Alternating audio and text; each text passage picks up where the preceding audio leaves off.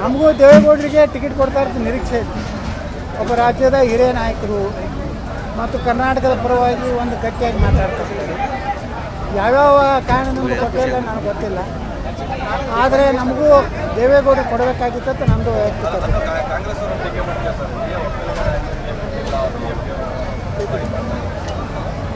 ಏನು ಅವ್ರು B J ಪಿಯವ್ರಿಗೆ ಏನು ಅವ್ರ ವಿಚಾರ ಇದೆ ಗೊತ್ತಿಲ್ಲ, ಆದರೆ ದೇವೇಗೌಡರಿಗೆ ನಾ ಪ್ರಧಾನಮಂತ್ರಿಗಳಿಗೆ ವಿನಂತಿ ಮಾಡ್ಕೋತೀನಿ, ಯಾವ ರೀತಿ ನೇರ ನಾಮಿನೇಷನ್ ಇದೆ.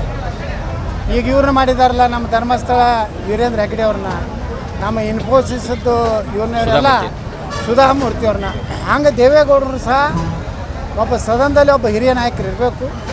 ಕರ್ನಾಟಕ ಧ್ವನಿಯಾಗಿ ಅವ್ರು ಕೆಲಸ ಮಾಡ್ತಾರೆ.